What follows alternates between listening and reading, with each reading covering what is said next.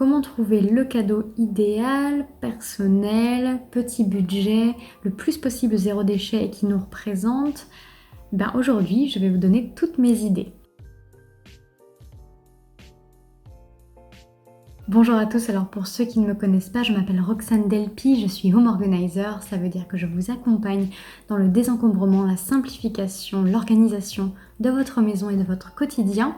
Et qui dit organisation, simplification, veut aussi dire changement du mode de consommation, consommer plus éthique et qui nous ressemble tout simplement avec du sens. Comme vous le savez, c'est la saison des mariages, des apéros entre amis, des pendaisons de crémaillère, on se revoit petit à petit parce qu'on est déconfiné. Et comme je vous le disais, mon but c'est de vous aider à trouver des cadeaux avec du sens pour vous et pour la personne bien sûr, qui soient pas chers et le plus possible zéro déchet. On va voir qu'on peut trouver des cadeaux pour les inconnus et aussi pour les proches. Avant toute chose, j'aimerais que vous vous demandiez si un cadeau est vraiment nécessaire. Ne faites jamais un cadeau parce que ça se fait. Ça n'a aucun sens, il n'y a pas d'émotion, et vous-même, vous n'aimez pas qu'on vous fasse un cadeau qui n'a aucun sens, qui ne vous sert pas, qui vous encombre. Alors gardez ça en tête. Si un cadeau vous semble vraiment nécessaire, je vous conseille de continuer de regarder cette vidéo. Alors quel cadeau faire pour un inconnu, une connaissance ? Vous ne connaissez pas forcément la personne, vous êtes invité chez quelqu'un pour la première fois et vous souhaitez remercier votre hôte, par exemple. Tout d'abord, la première idée toute simple, ce sont les produits faits maison, les consommables. Évitez d'acheter le premier rosé que vous croisez au supermarché pour éviter d'arriver les mains vides. D'abord, soyons clairs, l'alcool n'est pas une solution à tout. Moi-même, je ne bois pas d'alcool, donc c'est le genre de cadeau qui ne me fait pas plaisir.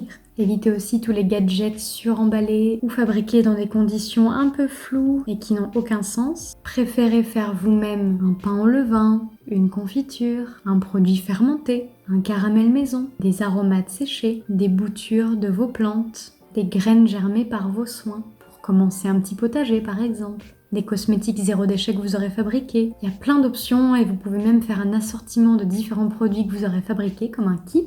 Je vous donne d'ailleurs mes recettes zéro déchet sur mon Instagram et mon Facebook dont les liens se trouvent dans la description de cette vidéo si vous voulez aller voir. J'aime bien cette idée d'initier la personne à quelque chose qui vous tient à cœur. Ça peut être la permaculture, le zéro déchet, la recette du pain au levain en elle-même.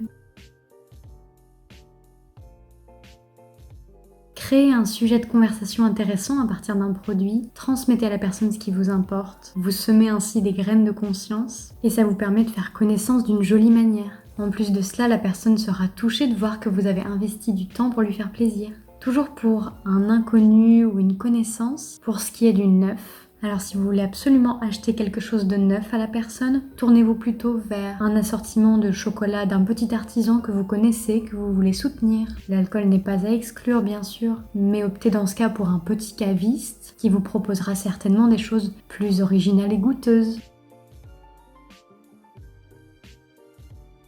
De manière générale, les consommables restent des valeurs sûres qui n'encombrent pas les gens, du moins pas très longtemps. Si maintenant vous devez faire un cadeau pour un proche, je vous conseille d'opter pour du fait main, que ce soit une illustration, une poterie, un carnet, un album, un bijou, un montage vidéo, une boîte à souvenirs, une chanson, un poème, un enregistrement vocal, une bouture de plantes, toujours. Il n'y a rien de plus sur mesure et touchant que des cadeaux marqués de votre patte personnelle et qui ont été créés en pensant à la personne et à ses goûts. Ne vous dites jamais que vous n'avez pas de talent, parce que c'est faux. Vous avez forcément une sensibilité pour une de ces activités créatives. Vous devrez simplement investir un peu de temps, mais en termes de matériel, vous avez le plus souvent déjà tout le nécessaire à la maison. Vous le savez, mon but c'est que vous réutilisiez et terminiez tout ce que vous avez déjà chez vous avant tout nouvel achat. Un de mes cadeaux préférés à faire à un proche, c'est une expérience. Que ce soit un concert, un bon restaurant ou une expérience inédite que vous créez vous-même et qui soit marquante, les sens sont incroyables et nous laissent généralement un souvenir bien plus impérissable que les objets achetés neufs et à la va-vite. Vous pouvez agrémenter votre surprise d'un bon explicatif que vous aurez fait à la main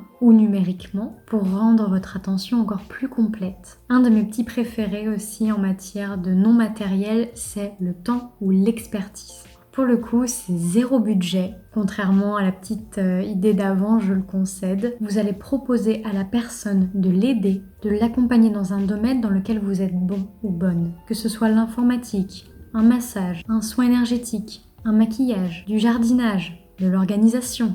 J'offre souvent aux gens que j'aime une journée pour les aider à désencombrer leur dressing ou une pièce entière de leur maison. Parce que je sais que c'est quelque chose d'unique qui aide réellement et pendant lequel je partage vraiment un temps précieux avec la personne.